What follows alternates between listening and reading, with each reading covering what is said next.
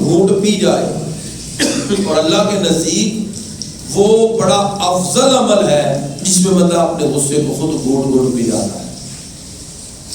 اور شیخ سعدی رحمۃ اللہ تعالی علیہ نے بھی گلستان میں اس کو لکھا کہ سب سے پیارا مشروب وہ ہے جس کا ٹیسٹ، جس کا ذائقہ آپ کو ساری زندگی ملتا ہے، اور وہ ہے اپنے غصے کو گھونٹ گھونٹ کے پی لینا۔ اللہ تعالیٰ نے سورہ آل عمران آیت نمبر 133 میں تعریف کرتے ہوئے ان لوگوں کی فرمایا والکاظمین الغیظ، اور ایمان والے غصے کو پی جاتے ہیں، والعافین عن الناس، اور لوگوں کو معاف کر دیتے ہیں، واللہ یحب المحسنین، اللہ احسان کرنے والوں کو پسند کرتا ہے۔ لہذا معاف کر دینا، درگزر کر دینا، تحمل اور برداشت کو اپنا لینا، صبر کی کیفیت کو دل میں پیدا کر لینا، یہ سارے وہ اوصاف ہیں جو ایک بندے کو انسانیت کے اعلیٰ درجے پر فائز کر رہے ہیں۔ اسلام صرف عقائد و اعمال کی اصلاح نہیں کرتا، بلکہ اسلام عقائد و اعمال کی اصلاح کے ساتھ ساتھ ہمیں باہمی رواداری، تحمل، برداشت اور صبر کی تلقین بھی کرتا ہے۔ جس طرح انسان کو خوراک کی ضرورت ہے اور اس کے بغیر اس کا جینا ممکن ہی نہیں، ایسے ہی کسی بھی معاشرے کے اندر صبر، تحمل اور برداشت کی بھی بہت ضرورت ہے۔ اس کے بغیر معاشرہ اپنی اقدار و شناخت بھی کھو دیتا ہے، وہ اپنی بنیادی جو اقدار ہیں ان کو بھی بلا بیٹھتے ہیں لوگ، اور معاشرہ اپنی اقدار و شناخت ہی کھو بیٹھتا ہے اگر اس کے اندر تحمل، برداشت، صبر اور رواداری جیسی یہ صفات پیدا نہ ہو۔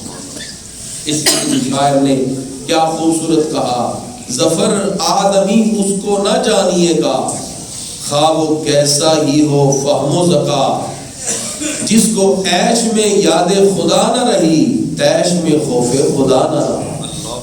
جس کو تیش میں خوف خدا ہی نہ رہے، تو شاعر کہتا ہے اس کو آدمی ہی نہ جانی، اس کو انسان ہی نہ سمجھی۔ نبی کریم صلی اللہ علیہ وسلم کی بارگاہ میں ایک شخص نے عرض کیا یا رسول اللہ صلی اللہ علیہ وسلم اوصنی، مجھے کوئی وصیت فرمائے۔ اکثر صحابہ آقا علیہ السلام کی بارگاہ میں ایسا سوال کرتے، نبی کریم صلی اللہ علیہ وسلم نے ان کے جواب میں بڑی خوبصورت بات کی، اور ایک جملے میں صحابی عرض کرتے ہیں پیارے آقا اوصنی، مجھے وصیت فرمائے۔ سرکار فرماتے لا تغضب، غصہ نہ کر، غصہ نہ کر۔ انہوں نے پھر عرض کیا پیارے آقا اوصنی، مجھے کوئی اور بھی وصیت کریں۔ حدیث کے الفاظ ہیں فردد مرارا، انہوں نے پھر بار بار یہی کوشچن ریپیٹ کیا پیارے آقا مجھے وصیت کریں۔ سرکار نے پھر جواب میں کہا لا تغضب، غصہ نہ کر۔ وہ بار بار پوچھتا ہے، سرکار ہر سوال پر اس کو وصیت یہی کرتے ہیں لا تغضب، تو غصہ نہ کر۔ پتہ چلا غصہ ایسی بری عادت ہے جس کی وجہ سے انسان انسانیت کے درجے سے گر جاتا ہے۔ اب آئیے اگر ہم غصے کے پیرامیٹر متعین کریں، اگر ہم اس کو اس انداز میں دیکھیں کہ کون سا غصہ درست ہے کون سا نہیں، کیونکہ غصے کو ایک لحاظ سے ایک نارمل بیہیویئر بھی کہا جاتا ہے، لیکن یاد رکھیے جبلت و فطرت انسانی میں غصہ کا عنصر موجود ہے، لیکن یہ ایک شیطانی عمل ہے اور خون کی طرح رگوں میں دوڑ جاتا ہے۔ اس لیے فرمایا غصہ شیطان سے ہے اور شیطان آگ سے بنا ہے، گویا کہ انسان آگ بگولا ہو جاتا ہے۔ اور ایک اعتبار سے غصہ نارمل بیہیویئر بھی ہے، اور کسی بھی شخص کو متنبہ کرنے کے لیے، سرزنش کے لیے غصے کی کیفیت کا پیدا ہو جانا انسان کی نیچر میں شامل ہے، یہ اس کی فطرت میں شامل ہے۔ لیکن غصے کو نبھانا اور غصے کو برداشت کرنا یہ انسان کا کمال اور انسانی معراج ہے۔ میں پھر اس جملے کو ریپیٹ کرتا ہوں کہ غصے کا آ جانا کوئی بری بات، یہ نارمل بیہیویئر میں سے ہے، کوئی افسر ہے، کوئی آفس میں بیٹھا ہے، وہ اپنے ماتحت کے کسی عمل پر غصے میں آتا ہے اور اس کو سرزنش کرتا ہے، تو اس کو متنبہ کرنا یا سرزنش کرنا یہ عمل ایک حد تک تو درست ہے، لیکن اگر یہ اپنی لیمٹس کو کراس کر جائے، اپنی حد کو توڑ کر غصہ نہ رہے، اختلاف رائے مخالفت بن جائے، تو پھر یہ غصہ ایسی ہیجانی کیفیت بن جاتا ہے جس کی وجہ سے انسان اس کی حدوں کو توڑ کر بہت آگے نکل جاتا ہے۔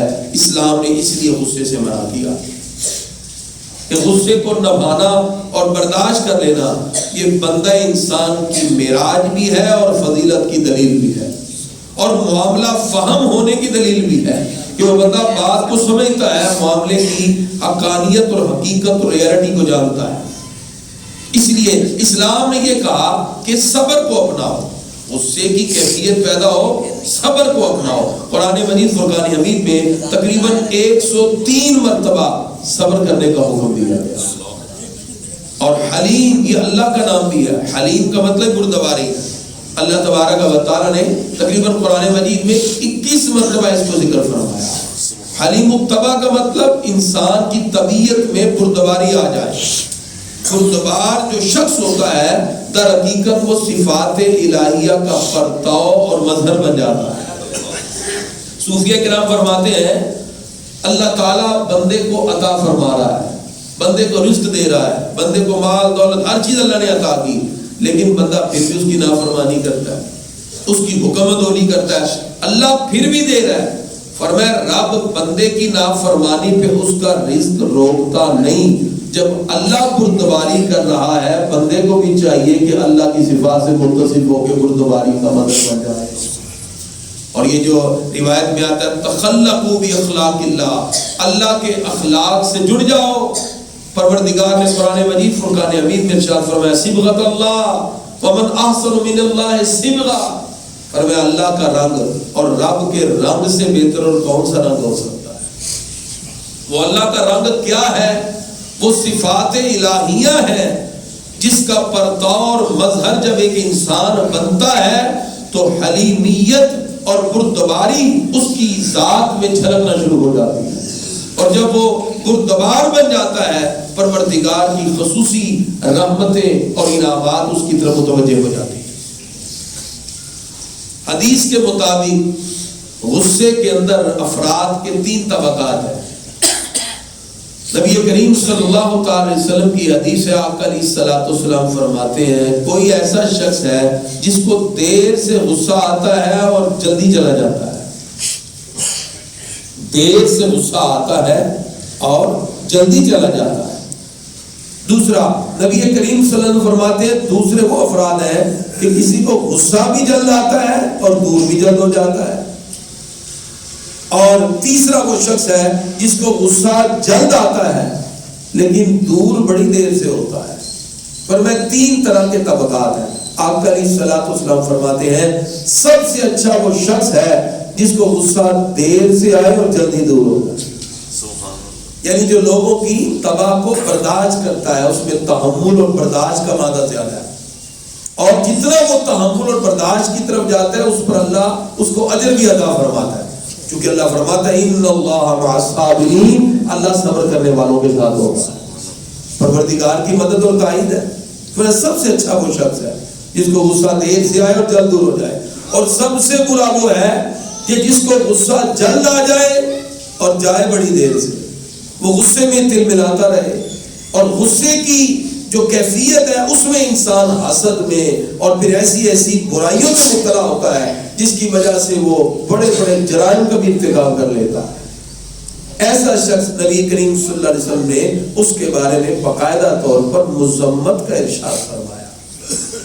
آقا علیہ السلام فرماتے ہیں غصہ ابن آدم کے دل میں ایک چنگاری ہے، دیکھتے نہیں اس کی آنکھیں لال اور اس کی رگیں پھول جاتی ہیں، اور میں یہ ایک چنگاری ہے اور ہے یہ شیطانی عمل۔ اس لیے گرامی حضرات اللہ کے نزدیک کوئی بندہ جب غصے کی حالت میں گھونٹ گھونٹ کر اس غصے کو پی لے، پروردگار کو یہ عمل سب سے پیارا لگتا ہے۔ اور غصہ کبھی انسان کے ایمان کو بھی بگاڑ دیتا ہے، جیسے ایلوا شہد کو، یہ حدیث کے الفاظ ہے، شہد کے اندر اگر آپ کوڑ تمبا ڈال دیں تو وہ شہد کو بگاڑ دے گا، اور بعض اوقات اپنی حرکات کی وجہ سے ایمان خطرے میں بھی پڑ جاتا ہے۔